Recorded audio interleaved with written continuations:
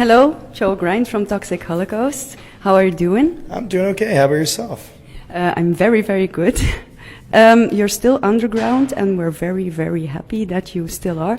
But could you see getting Toxic Holocaust so big as Venom or Slayer? I think the music industry has changed so much. I don't know if that's ever going to be possible, especially playing the kind of music we do. We definitely don't bend our music to fit any style. So I think the cool thing about back in the 80s was that people were still buying records, and there was a much bigger metal scene, and punk as well, and it's like that's not necessarily the case anymore. I mean, there's a lot of people that know about the bands now from downloading and things like that, but as being as big of a band as Slayer or Venom, obviously those bands are huge influences to me, but I don't know if the music industry would allow a band like ours to be that big now. It's the kind of music that is big now is definitely more poppy. It's kind of more watered down a little bit. And do you find it important to stay DIY? Absolutely, yeah. I definitely have a vision for the band that I kind of always just have had this, mindset, and I never really wanted to do things the way other people wanted us to do them. I'd rather do it our own way. So that's kind of, the DIY mentality has always been there from the band, and I don't see that ever changing. It's just kind of just the way things have always been. It's kind of, if you don't, if you don't like the way things are going, you got to do it yourself. You played Ypres before, and then you toured with Municipal Waste. Yeah. That was in Ypres. Yeah. And some fans thought you were selling out because you were touring with Municipal Waste. How did you respond to that, or you didn't really care? I don't even pay attention to that kind of stuff. I stay off the internet, I stay off the message boards and all that kind of shit. I don't really read a lot of the comments on Facebook that are negative, just because when you're doing what you want to do, I mean, that kind of stuff doesn't even factor in. It's kind of, you're always going to get the backlash. If you're doing something that is different than what everyone else does, you're never going to please everybody. And if you do please everybody, you're probably doing something wrong. It's like, That's very true. kind of like pissing people off sometimes. And and we just do it our own way, And you play metal punk, and I heard you say in interviews that you don't think that metal and punk should be divided, but the punk is a whole movement with firm statements. And do you adapt more to the punk or to the metal, as into listen to music and drink? No, I definitely fall more in line with punk sensibility. I mean, I've been, I'm vegan and, things like that. So I'm definitely more in line with actually trying to change things as well.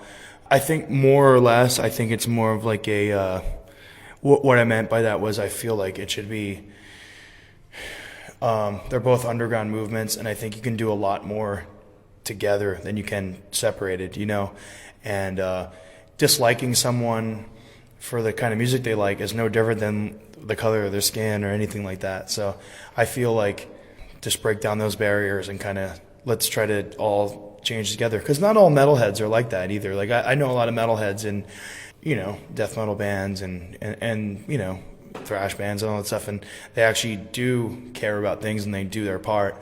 It doesn't always have to be in punk. Like a lot of times it's always talking about what's going on and stuff. It doesn't always have to be that way for you to actually do it. I think actions speak a lot louder than words. So, and I know a lot of punk bands that speak about doing things and they don't actually do them. They talk about those in those lyrics because that's what they're supposed to do, but doing things and talking about them is a lot different. I think Belgium is the same like the United States on that front. So where do you get your inspiration for your lyrics? There's a lot about warfare, but you're probably interested in a lot more than that. Yeah. The new record especially is a lot more about, it's a lot to actually talk about in an interview, because there's a lot of things on the new record that I'm dealing with the lyrics and things like that. But it's pretty much, it's kind of almost in a way paranoia of the government. You kind of just like the world, especially in America. Yeah, and it's becoming like a worldwide thing where it's like it's almost becoming like the people are the enemy, you know, like the people that, you know, it's like it's supposed to protect you, but I feel like it's more about control instead of, you know, the well-being of everybody. And the new record talks about some old things that have happened too, you know, like a big topic is like everyone thinks like, because the new record's kind of like, people say psychedelic because it's a lot of like the cover is LSD influenced lyrics, but what it's actually about isn't about, I'm not like an advocate of everyone doing drugs. I'm not like that, you know.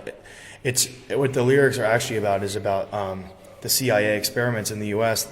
where they were just dosing people with LSD without their knowledge, you know, just to see what it did, and they wanted to see if you could basically read people's minds, or if they had secrets, like if they would give them up, you know, and all that stuff. They wanted to know if people would tell secrets about, you know, about the government. Yeah. So they just were experimenting on people without their knowledge, which is kind of fucked up. Yeah. Made a lot of people go insane, and made a lot of people kill themselves because they didn't know what it was. What do you think about Belgium, actually? You've been here a lot. Yeah. I've been here almost, I would say 8 or 9 times now. I love it. I love the people here, and I love playing the fest here and stuff, because we played a handful of fests here now, and yeah, the people that run the Ypres Fest are really cool, and yeah, I like the fact that it seems like the people who run it actually care about stuff too. It's not just like a money-making thing. Like there's like all the, you know, the vegan, you know, pamphlets, and you know, it's really cool. I wish we had things like that in the United States. The fests that we do have are basically like cash grabbing fests, you know, which is kind of lame. Oh yeah, look at this guy. That's Rob from Exhumed, everybody. Have you seen any of the other bands already? I'm not very familiar with a lot of the bands here, but there are a lot of Belgian bands like Headshot and Oathbreaker. I know Oathbreaker. Yeah. That's a band that was one of the few that I did know, but. Yeah.